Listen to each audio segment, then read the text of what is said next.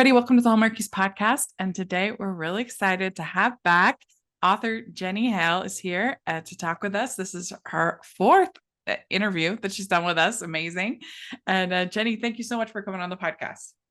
Thank you for having me. I can't believe it's the fourth time. Oh, that's crazy. Crazy. I need a little trophy. Yeah, it's true. I didn't check, but I don't think there's that many authors that have been on more than 4 times at least. It's you got to be up there. Yay. Last time was last year, 2022 in March. Okay. Yeah, before I think it was Butterfly Sisters, I think. Okay, yeah. Yeah, for that book. So we're excited to talk to you about your new book, Meet Me at Christmas, and everything you have going on at HARPETH ROAD. So congratulations. It's very exciting. Thank you. Thank you. It's been a ride for sure. I mean, all of it is, the book writing and, being an author and that ride, and then, just moving into where my heart leads me to go, and then just watching it go. I just literally hold the reins and just ride it. Yeah. Well, I mean, that's what you have to do, I think, these days, especially if you're an entrepreneur or freelancer. You never know what the next opportunity will be. You just kind of have to hold on. Yeah, for sure.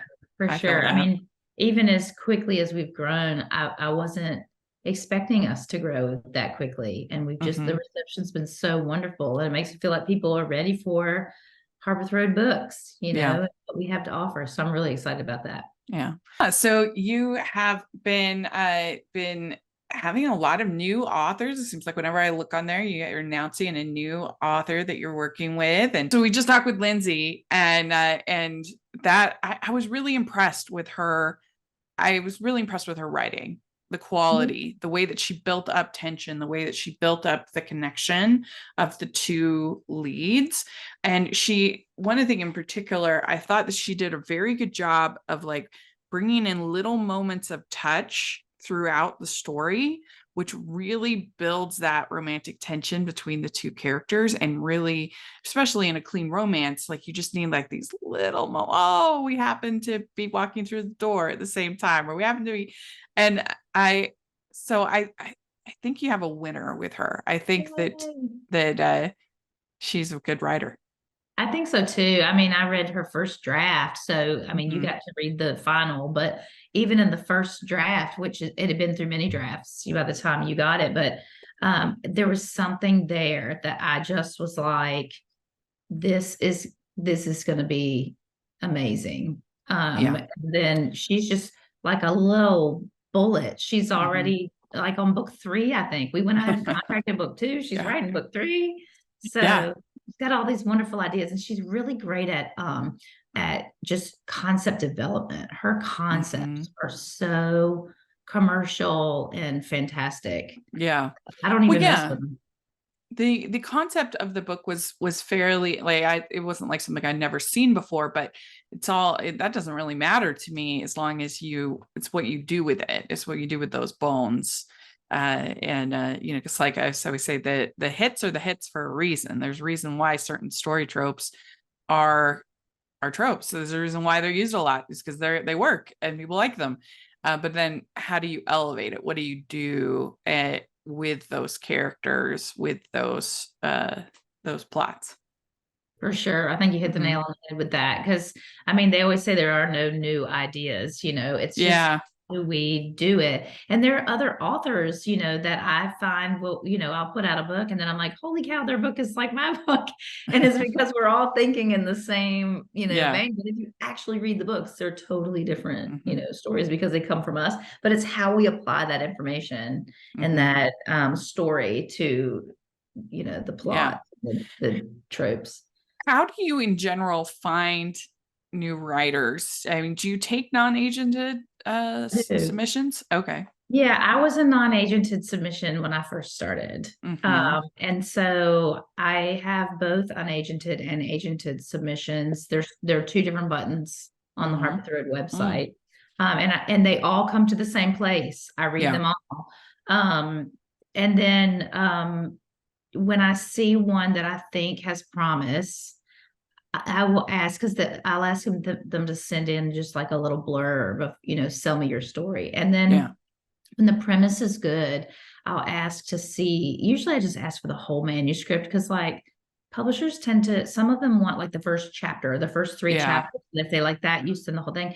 But for me, for a second time, I'm like, just send me the whole thing. I'll read the first three chapters. And then if I think it needs to go on, I've already got it. And I don't have to go Right. around that little wheel. So I'll read it the first couple chapters. And if I think, hey, this writing is good, the concept is good, I send it to one of our acquisitions editors who will read it and give me a full brief on it because I'm sold on it by chapter one and by the concept because I'm the one working on the packaging and the marketing. Yeah. So I can, go with it. But what I need them to tell me is, do we have a story here that we can build upon, that we can get, a full book out of? And Mm-hmm. if they say yes, then we contract that author. Mm-hmm. So there are lots that I just say, no, thank you, and I hate sending those form letters, but at the same time, being small as we are, we just have to put all of our focus into the authors that we have. So they're quick little no's. Yeah. Like, Yeah. but when we get a good one, then Mm-hmm. it takes some time. So if something's been submitted and we say, hey, send us the book, and they haven't heard from me in a while, it's because we're all talking about it and to figure it out. But that's well, if you ever need any help with that, I think I would be excellent at going through the slush pile. I really do. Awesome. Yeah. And but what tips would you give to somebody to say that's interested in submitting? What would you say makes something stand out?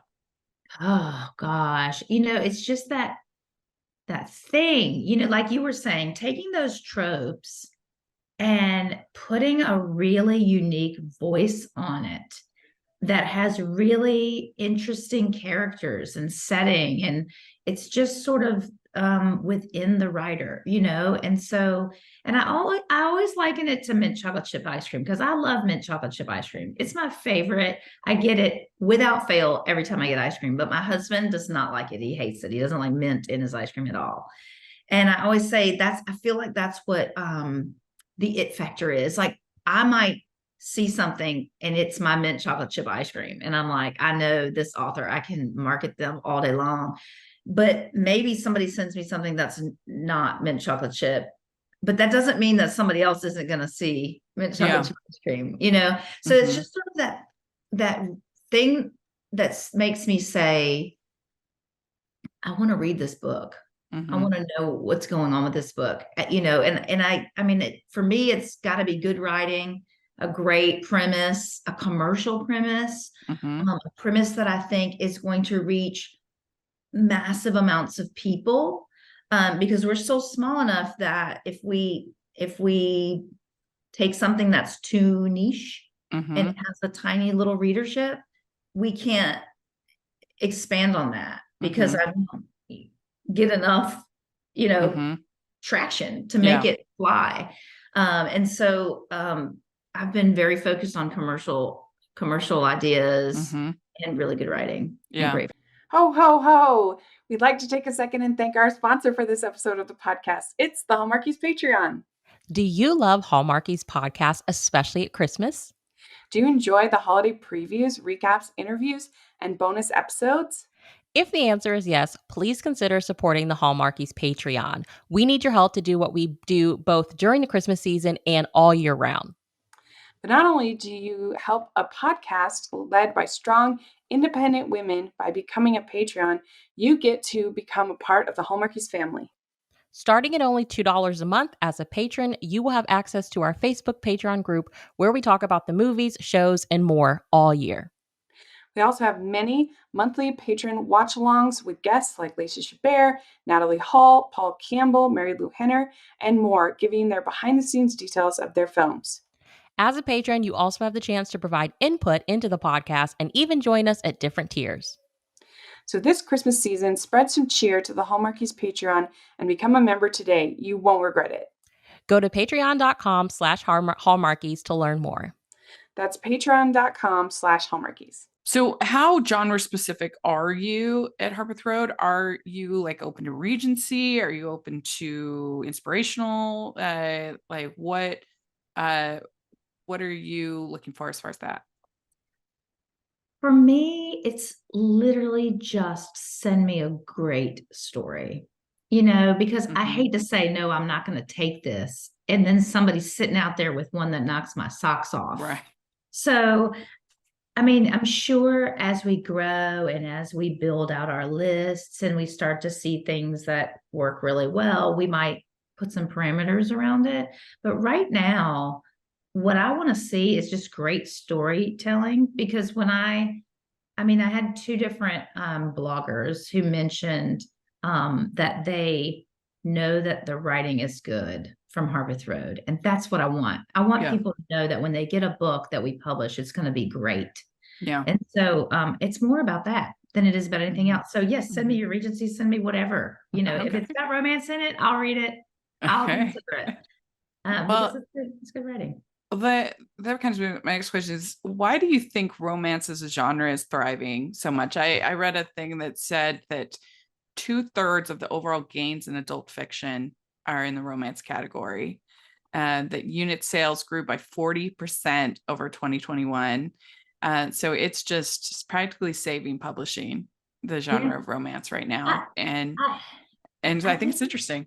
Yeah, I think it's the times we live in. I think people, are just tired of stress and all the things that we deal with, Mhm.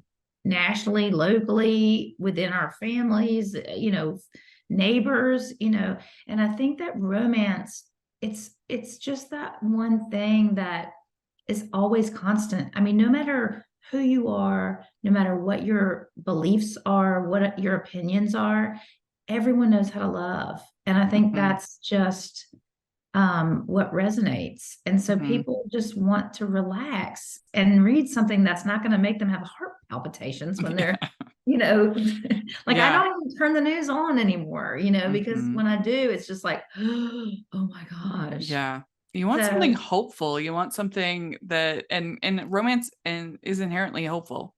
yes. Yeah. Yes. I mean, that's just how it always is when you have a happy ever after. You just gotta know that I truly believe that life can have happily ever afters. I do think that Mhm. um we can get there. I think if we Yeah. all just stop for a minute and focus Mhm. on each other, we can all Yeah. get there. Yeah. And so I think people just generally internally want that. And my goal too with Harpeth Road is if you've noticed the books that are out, I'm trying to lean more toward like real life romance, you know Mhm. what I mean, Mhm. versus fanciful romance. It's not that I wouldn't take the fanciful, because like I said, I want to see it. Yeah. But I tend to lean toward that real life element so that people could say that might actually happen. Something like Mhm. that Mhm. actually happen. There's Yeah. some hope that you mentioned. Yeah. And I think that there is just less and less these days, and we're seeing a bit of a resurgence, but less and less content that is really carefully made for women. And so I think that for the most part, women are drawn to the romance category because it's something that they can escape in, that's made for them. I think Yeah, we need I that. think, we're gentle souls. I will say too that it's Hmm. I've had guys as Hmm. well who have said, It's true. why do you say it's women's fiction? Because I like to read it, we need a new name for this. Um, Yeah. emotional fiction. I don't know. I feel like, it, Yeah. women sometimes, I'm speaking for myself, are just emotional, gentle souls. And so I know, like, I won't watch the news before bed because it makes me Yeah. so anxious or stressed out. I won't watch stressful shows because Hmm. I will take that to bed Yeah. with me. Yeah. And so I think that's just that empathy that we Hmm. have, it just speaks to that. So, Yeah. if you're going to bed with sparkles and Yeah. love and little butterflies and Yeah. Well, it was just like they used to say that like soap operas were women's stories. Oh, she's watching her stories. And I just feel like slowly over time those have just all been kind of whittled away and taken away. And I think that we are starting to see sort of people seeing the success of Hallmark, seeing the success of some of these things, and started to kind of be like, okay, we need to start telling those stories again. So we're getting a Bridgerton, we're getting some of these things that become, and then they're phenomenons, and people are like, I can't believe it's such a success. And I'm like, yeah, I mean, Right? I they, mean, because it's what we want to see, yeah. It's, Mm-hmm. and I think you're right in that there's a quality aspect to it as well. And that's something that I focus on with my publishing company as well. I mean, Yeah. it's a well-oiled, tight machine when we put things out. Mm-hmm. Because I want people to expect that. Yeah. So Absolutely. what do you think it is about Christmas that makes it fit so well with romance? Because on Oh the gosh. surface, it's like it's a holiday mostly for kids. So why did it get this kind of romantic component to it? What do you think? Think that the magic of it, Mm-hmm. while it's for kids, I mean, while the Santa and all that stuff is for kids, the religious aspect is that it, is Sure. this lovely, larger idea, but the magic of it, like the kids' magic, we were all kids as well. I mean, we said as parents, my husband and I said we loved it once we could have kids because we got to have Christmas again. Mm-hmm. Because there's that little lull, like my boys are 17 and 14, and there's that little lull when you get like old enough that we're like, what do you want, like an iPad, like, Yeah, exactly. where it's like, I still make them do all the cookies and the fun things with me, and they do. And they actually still really love Christmas because I've incorporated a lot of games around Christmas, and we do like present exchanges and Right. family game night, and we go see lights, and we build, so they're all the things that we the activities that we put into our world at Christmas time as well. Like, you just don't, like, my kids don't come home on a Tuesday and I'm like, we're gonna make a gingerbread house, like it doesn't happen, but at Christmas it does. And Yeah. so I think we all just have this these rose-colored glasses about Christmas. I mean, I got Yeah. married at Christmas. Oh, nice. I think it's a really romantic, cozy time, fires in the fireplace. I mean, in Nashville, it's sketchy, but you can mostly put fires in the fireplace. Yeah, I do think that is part of it, that it is sort of a cozy time, and it would be a pretty bleak time if we didn't have Christmas, because it's just kind of gray and it's kind of cold, and so kind of taking all of that and putting lights and color and family and traditions and all of that stuff, it really does kind of brighten up what would be a pretty bleak time if we didn't have it. I think so. And like I said, I think my kids, the presents and things aren't even really as important to them as all the fun stuff. The fact that we just do all the fun stuff, even though it's well beneath them at this point, like baking cookies, they used to stand on chairs and bake cookies with me. And now they're like taller than I am, with baritone voices, and they're still doing it, just because it's fun. So I think it's just easy to write that. It's easy to incorporate all of that into a novel that's a romance novel. You can bring in all that tradition. Yeah, maybe. And also the giving, like you're saying, it kind of giving is sort of can lead to romance as well. For sure. Love language. Yeah. And it's just like, there's no shortage of Christmas parties you can write, and work parties, and cocktail hours and gift giving, and there's tons of stuff you can throw in.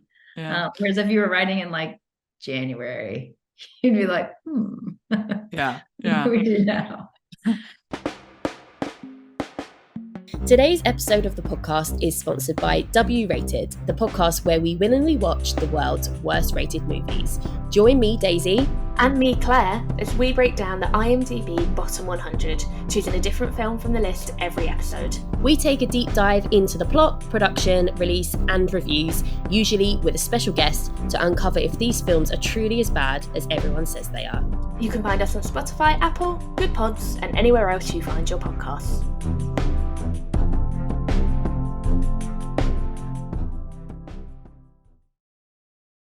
Talk about Meet Me at Christmas, your new book. So why don't you tell the audience a little bit about it? Meet Me at Christmas is the story of Stella and Henry. They were childhood sweethearts. They were best friends from the time they were little, ended up childhood sweethearts. They got married really young at like 18. And something happens, which I'm not going to divulge, but Stella finds a reason that she needs to leave. And she thinks in her mind that it would be better for Henry if she did. And so she breaks it off with him. I think she was not quite 18 at the time. So she got an annulment and went off to college, and then eventually became a travel researcher for a science magazine. And so she was all over Europe and sort of trying to put it behind her. And Henry was so overwhelmed by it that he went into the army just to sort of run. Even though his personality wasn't really the best fit for the army, he went and did it. And then he had an accident that made him have to come home and live with his sister. So Stella they're spending their first Christmas without their dad because he's passed away. So her mother says, can you come home a little early? And she comes home to be with her mom and help her through the holiday. And there's an ice storm, which was a snowstorm, by the way, but we switched it because in Leapersburg, Tennessee, the chances that there's a big snowstorm are kind of small. So we made it an ice storm because that's probably closer to what you get. And so she slides in the ditch. She and her mom are trying to get stuff before this ice really hits, and they slide in the ditch. And lo and behold, the first person to help her is Henry Dutton. And so she, of course, he's not very receptive to her, and she thinks it's because of how she hurt him. But later, so when she comes home earlier to visit her mom for the holidays, she has to transfer her work from London to Vanderbilt Hospital in Nashville. And she's studying this certain thing with the brain for this research article she's doing. And so she has this person that she's going to sort of observe and write down and do her study with. And when she gets there, that person is Henry Dutton. And she finds out that he doesn't remember anything about her as an adult. He only remembers their early childhood. And so she has no knowledge of her leaving him. And as the book progresses, he starts to sort of come to the realization that when he's with her, he starts to remember things. And so he tells her this, and she's battling this whole idea like, well, if you are remembering with me, he's going to be remembering everything at some point. And so how does she handle that? Mm-hmm. Does she want him to remember everything? And in the midst of all of it, he's sort of falling for her because he's always loved her. He just doesn't know that he's always loved her. Mm-hmm. And so I'll leave it at that. But that's the gist of the book. Mm-hmm. Mm-hmm. So how did you get the idea for this book? How did you come up with this? I mean, this is like, I think I'm on book 23 or 24 at this point. Mm-hmm. And stuff just sort of, I don't even know. I think I just absorb everything around me all the time. And when I sit down at my computer, it just comes out. I will say, I mean, I definitely was impacted by Leapers Fork is the town, and I had to build that up. It is a tiny little town in Tennessee. Mm-hmm. And I had to build it up for the book, but they do have an actual parade, which is in the novel. Mm-hmm. But their parade is a bit more down home, small town. I mean, I think they have like horses and goats and stuff in it, you know. As far as I'm aware, no like massive like hoopla, you know what I mean? It's like a little teeny, it's really adorable.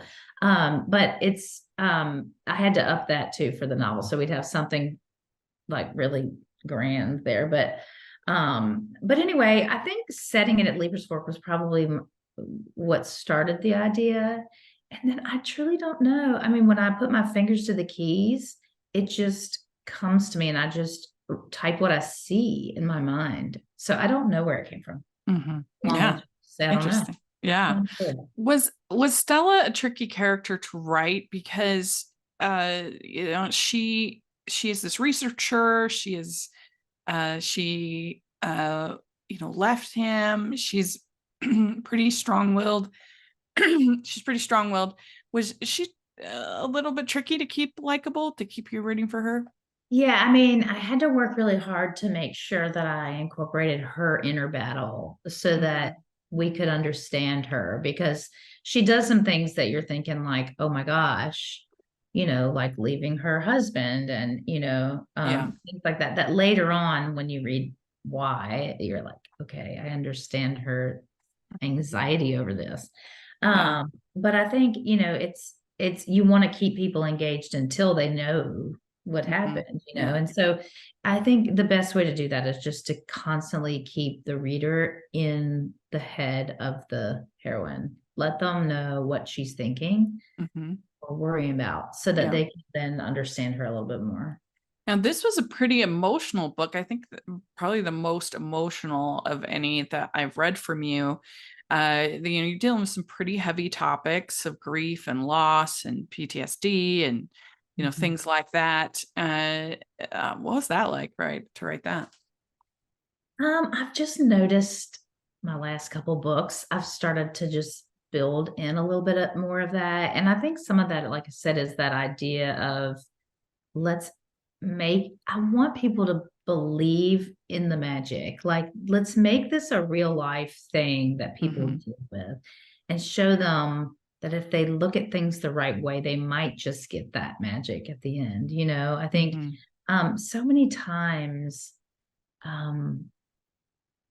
we sort of get in our own way by our own stresses, and if we can sort of build out that hope, like you were mentioning, and that thought that maybe things could be better, then that's sort of my goal with the book. So as I've been writing these last few books, I have put some more heavier topics in there. But it's still within the realm of that romance, happy ending kind of thing. But I think by being emotional, I mean, it's a way to say that life isn't perfect, like still deal with stuff, because we all do. But it's finding those little happy moments within it. Well, I was thinking about it because at the core, the story is something we've seen a lot of times, of the girl, coming back to the country, the small town, and she's got the past love. We've seen that many, many times. So how do you make it fresh? You make them have this past and then having to work together, and basically her being his therapy, his therapist, which is an interesting dynamic, and him starting to remember what they had, and so you've got to find some way to kind of make that story fresh. Yeah, and I don't know where that comes from, apart from just the need to do it. Like I think, okay, how can I make this story bigger? How can I make it more in depth than the last one, and so I think that's sort of I don't consciously think about it when I write it, I just write it. But I think that's always the goal. I mean, anytime anybody asks me what's your favorite novel you've written, I'm always like, my last one, because that's it's the one that has my most answer. growth, because I personally I want to crawl under the table when someone says they're reading like one of my early books and they don't know the difference. They like it, they've got good reviews. But in my mind, I'm thinking I'm so far beyond in terms of what my idea of my brand and who I am and my writing style and all the things. That it's like, whatever. Yeah. Well, I think that you did a really good job with Henry. I thought he was such a just warm, tender character that you were you're just very endearing. You were rooting for him from the very beginning. I'm so glad because I was struggling with that gruff beginning, when he first meets her and he's kind of like, Mhm. because he's Yeah. really just angry about his life, and what's Mhm. happened to him, and he Yeah. can't remember anything, and he's living with his sister because he doesn't know what he's, supposed to be Mhm. doing. And his job in the army is over, so I think it was trying to make sure that I could get those little moments in Mhm. where he has those moments of weakness to show like, I'm not really Mhm. this tough. Because he kind of blames her for him joining the army. And not only him, like pretty much everybody in the town kind of blames her for Mhm. that, which isn't fair. It isn't Right. fair. But, sometimes we aren't fair, so that it made a journey for the character, of forgiveness, of healing, of love, all of that. Yeah, and that's why I made it almost like, I think I mentioned it in the book specifically, that his character wasn't really cut out for the army. He wasn't really that personality that would do well in the army, but he went and did it. And so that Right. sort of fueled that whole blame issue. Like he wouldn't have even done that, Right. had you not did that. Right. So yeah, I mean, I think it's just I think that kind of stuff happens to us all the time too, which is sad, Mhm. that we judge people all the time, Yeah. whereas if we could all just open up to each other and say, this is what I'm dealing with, I bet it would squash half of that. Yeah. Yeah. Yeah. Well, I enjoyed it. I thought it was a well written, good characters, and like I said, it had that emotion, but it still had those Christmas feels. Was there any? Were you always planning on writing it at Christmas, or was there any kind of like doubt about that? I do, only because now, especially with Harpeth Road, um, once I was entirely exclusively writing for Harpeth Road, it's Mhm. easy to do a summer book and a Christmas book because Yeah. they're about 6 months apart. So that way all the edits and stuff fall and you're not writing two books at once. So I Mhm. always tend to write a summer and a Christmas. I did a few off ones only because I was finishing out contracts and Mhm. Mhm. trying to get Okay. everybody's stuff done. But now I can just focus on Christmas and summer, and both are really solid marketing and Mhm. selling months as well. Sure. Beach reads and Christmas books all day long will sell. So that's one of the reasons I stuck to that. And it's really Mhm. easy for me to write both summer and Christmas. I mean, I've done it Mhm. so many books that I'm just used to that. Mhm. I just know, okay, the I would winter's write all the beach books because then I could expense going yeah, to the right. beach. I know. We I do that need when we a go to the research beach. trip. Yes. And we go to the beach and I drag them through all the lighthouses and stuff. And Yeah. like, boys are like, I'm like, sorry, I take them all Yeah. over and stuff, We go, I forget where we went. We went somewhere. Oh, I think it was Chattanooga, which isn't the beach, but we went to Chattanooga and I made everybody go do something while I paid for a ticket and went into the butterfly thing. They had like a butterfly Oh yeah. thing. And so I went and Thanks I for was like, writing you that. guys all go find something to do, but I have my one ticket. I'm going to go spin my butterfly, spend time with my butterflies so that I can see all of that. But I do stuff like that all the time. And yeah, expense all day long. Yeah. We'd like to take a second and thank our sponsor for this episode of the podcast. It's the Hallmarkies merch store. Are you looking for that perfect gift for the postable, hardy, or Hallmarky in your life? What about getting that t-shirt or hoodie that will help you stand out at your next holiday party? Now is the time to check out the Hallmarkies merch store. Full of festive designs by artists like Jessica Miller, Carrie from Hallmark Comics, and more. You can even have more than just shirts, but totes, cell phone cases, notebooks, mugs, and more. And it isn't just Hallmark. We have designs for Anna Green Gables, Man from Snowy River, The Nanny, and more. Every purchase at the merch store goes to help support the podcast and allows us to make the great content you know and love. There are frequent sales, so go to tpublic.com/stores/Hallmarkies or see the link in the description. That's tpublic.com/stores/Hallmarkies. Well, we probably have asked you in a previous interview the holiday questions, but I thought it's probably been a while. Why not?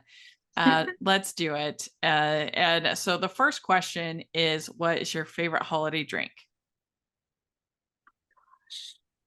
Okay, lately I've been getting like martinis and like Oh, sweet little uh-huh. drinks. Yeah. I can't say that I've had a Christmas one yet, but I'm sure there is one. Like if I could do like a peppermint martini or something, Yeah. I'd be all over it. All Good. over it. I feel like I've seen that on somewhere. Maybe on I'm Sex sure and the there is City or one. I mean, something. just wait till this Christmas. Any bar we go to, Yeah. I'm sure. And I only do like one because I'm getting old and it makes me get a headache if I have more than one, but I'll go do one. hmm Okay, good. What is your favorite holiday cookie or treat? I mean, I was just talking about this with Lindsay Gibson actually. So a couple of years ago, someone from the UK sent me mince pies, and there are these butter ones that have like a little crystally sugar on top, and they are the yummiest little things. I'm obsessed with them, and of course, in Nashville, you can't get them anywhere at all. hmm But I'm from Virginia, right? Like about 45 minutes from Williamsburg. So the hmm colonial aspect, we could find them in Virginia. Every now and again, you find a baker who would make them. You can't get them here in Nashville. And I had to order some on Amazon last year and it just wasn't the same. Yeah. But anyway, I do like those. And then I mean, just any kind of like Christmas cookies. I make Christmas cookies the whole season. Yeah. And any Christmas cookie, I'm all about it. Sounds good. What is your favorite Christmas song or carol? Christmas song would be probably the Mariah Carey "All I Want for Christmas Is You." I run around singing that around the house when I start decorating. Mhm. But any and all, I mean, my mom used to play all the like classics, Yeah. and I used to listen to all of those. So it doesn't really matter. I just put it on like like some radio stations will just do Christmas. I just put it on. Yeah. I Yeah, don't you should check. I just saw yesterday that Mariah Carey's doing a holiday tour. Oh, Yeah, I bet she's that might coming. be I fun. bet she's in Nashville. I bet she Yeah. is. I'll Yeah. have to check on that. I know there are a couple others. I think I'd see that all day. Oh my I gosh. know. That would be I think the amazing. Eldridge is doing one at like maybe the Ryman or something. Don't quote me on this because people will be trying to get tickets at the Ryman, but I think he's doing something and it's a Christmas show. And Yeah, I that'd be texted my fun. husband and was like, let's get tickets. All right, what's your favorite classic Christmas movie? I definitely I mean, how classic do you want to go? Because there's like the black and white, like It's a Wonderful Life. Yeah, absolutely. Is a really great one. But then like, did you hear that they're now making the 90s historical fiction? Did you hear this? The 90s is now lumped in with historical fiction. No, I didn't hear does that. that mean that I'm like historical at this point? Oh my gosh. I went to high school like in 89. Yeah, I am not ready for because I went to high school in the 90s. I'm not ready for the music that I listened to in high school to be on the oldies channel. That cannot happen yet. So yeah, so how classic, I mean, Home Alone could be considered classic. I would say, I'm not kidding, I would say 2/3 at least of the people I interview and ask this question say Home Alone. It is by far the most popular answer, which I think is interesting. My favorite. It's one of my favorites. Yeah. And then I love like the Chevy Chase ones, with the National Vacation. Lampoons. We watch all of those. We just keep them on loopies, running around different days. I mean, Home Alone was the first comedy that I ever really loved. I saw it when I was 9 with my grandparents in California. I was visiting them for a special trip, and we went and saw Home Alone, and I just remember dying laughing that it was the funniest thing I'd ever seen.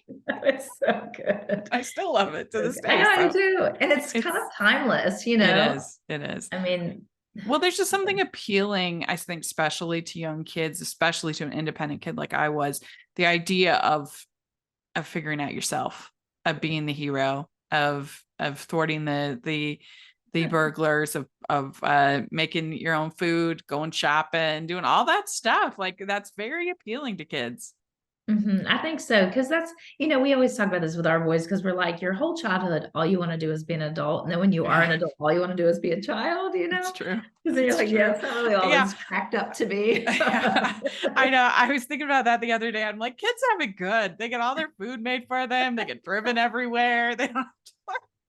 Yes, I know. And so, I know that independence is so important to them and they want that. And that's why Home Alone appeals to them. But I'm like, Yeah. it's really not, It's like when you have true. to pay for the toothpaste that he Right. bought. Yeah. And Yeah. all the fun things. But yeah, I think that's what appeals to them. And then it's just so well written and just such a fun movie. All right. Which do you like better, Scrooge or the Grinch? Ew. They're like both characters who start out hating Christmas and then they come reformed, redeemed by the end. I'm leaning toward the Grinch. Okay. I don't know. I guess he just sort of has that. I mean, they both kind of do, but he has sort of that endearing. Maybe it's the cartoon character. I don't know. I mean, I feel for the Grinch because if people were waking me up and being all loud and noisy, I would be pretty upset. I know. I hear you. We talk about that now. My husband and I, when we go out, I'm like, we go out like on the like the elderly schedule. Like I go out at like 4. And I'm home by like 6. I'm in my jammies by 7. And so when we go to dinner, we go to the 4:00 one. And I'm like, because then you don't have to see anybody. Like you go to Nashville and there's no one there because they're all asleep until the late night. So we can just, and restaurants empty, it's just so lovely. But I'm like, a little too, the noise I can't do anymore. Yeah. Yeah. So, all right. Which do you like better, clear lights or colored? I like clear. I mean, I definitely appreciate the colored for sure. But I tend to go clear in my house, in my own home. And I think it's because I like to I'm like real OCD with like color coordinating everything. So like it would be my ADD would be on fire if I was trying to color coordinate with the colored lights. I would have, like trying to get it all straight. Yeah. So okay. Would you rather be in a snowball fight or build a snowman? Build a snowman. Okay. Because I would be worried that someone would hurt me with the like whack me in the cheek or something. Yeah. So, yeah. Are you a good gift wrapper or not? I'm like the next level origami when it comes to wrapping gifts. It takes me forever. My kids know, like I'll go in the room and we get presents in like droves, and then I'll go in the room and come out later and they all have like actual ribbon and like perfect lines and like they match up when they're like taped down. I'm really obsessive about it. I love wrapping presents. It's one of my favorite things. Well, last question. Do you have an ugly Christmas sweater? I need one. I don't think I have one. Yeah. But it's definitely on the radar. I definitely need to get one. My focus right now is Christmas jammies because I'm doing another promo where I have to be in Christmas jammies. And so I'm focused on that. But I would like to have a sweater. A really unique one. I want to find one that no one else has. Yeah. Well, you should like go to Goodwill, or wherever your place is by that, and find like a real one. That's the what you want, not these manufactured ones. Right. A real authentic ugly Christmas sweater. With the coffee stain on it and like looking like 2 of them are working and 2 aren't. Yes. Yeah. Well, very good. You did it. You answered all the questions. So thank you so much for coming on, talking with us, and congratulations on the book and everything with HARPETH ROAD. We look forward to seeing what else you have coming up, and keep us posted. Awesome. Thank you for having me. It's been super fun. Very good. We'd like to thank Jenny for coming on the podcast. This was so much fun to catch up and get to talk with her. And make sure you check out Meet Me at Christmas. It comes out wherever you buy books on the 17th. And I think y'all will really enjoy it. I have an affiliate link down below that you can use to purchase it and help the podcast. We really appreciate that. And please, if you are listening on iTunes, please leave your ratings and reviews. That really helps us a lot. Make sure you're following me at Rachel's Reviews, all over social media, iTunes, YouTube, and on Rotten Tomatoes. Please take a look at that. And also make sure that you're following the podcast, the Hallmarkies Pod and Hallmarkies Podcast. And we have the Patreon and merch store where we have some new Christmas designs. So take a look at that. And if you are watching on YouTube, please give the video a thumbs up and subscribe to the channel. We appreciate that so much. So thank you so much again to Jenny, and we'll talk to you all later. Bye.